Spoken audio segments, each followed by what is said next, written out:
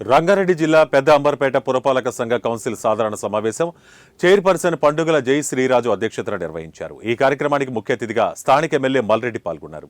ఈ సందర్భంగా మున్సిపల్లో జరగవలసిన అభివృద్ధి పనుల గురించి వివరాలను ఎమ్మెల్యే అడిగి తెలుసుకున్నారు.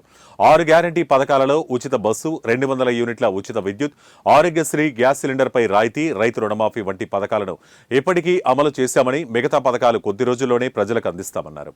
గత ప్రభుత్వ 10 ఏళ్ల పాలనలో మున్సిపాలిటీలను అస్తవ్యస్తం చేశారని ఆరోపించారు. ఈ కార్యక్రమంలో పెద్ద అంబర్పేట మున్సిపల్ కౌన్సిలర్లు, పలు శాఖల అధికారులు పాల్గొన్నారు.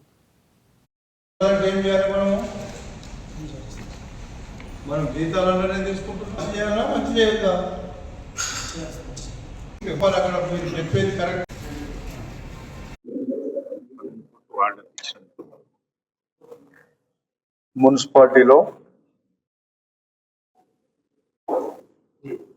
జరుగుతున్నటువంటి సమావేశంలో చాలా నిర్ణయాలు తీసుకున్నాం.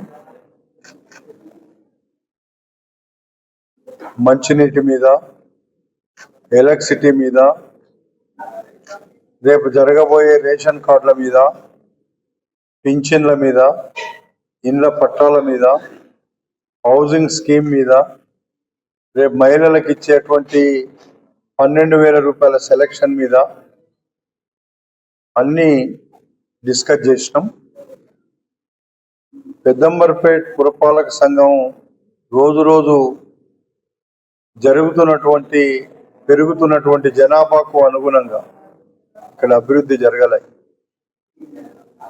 గడిచిన 15 సంవత్సరాలు పూర్తిగా అస్తవ్యస్తంగా తయారైపోయి 10 సంవత్సరాలు మా ప్రభుత్వం లేకముందు అస్తవ్యస్తంగా తయారైపోయి ఒక డ్రైనేజ్ చక్కగా లేదు, ఒక రోడ్డు చక్కగా లేదు, ఒక మంచినీటి వ్యవస్థ చక్కగా లేదు. మేము గడిచిన ఈ సంవత్సరంలో చాలా రోడ్లను, డ్రైనేజ్ వ్యవస్థను మెరుగుపరిచిన ఇంకా చేయాల్సింది చాలా ఉంది. అందుకే ఇప్పుడు ఎల్బీ నగర్ పురపాలక సంఘంలో ఉండేటువంటి మురికి నీళ్ళన్నీ తీసుకొచ్చి పెద్దంబర్పేట మున్సిపల్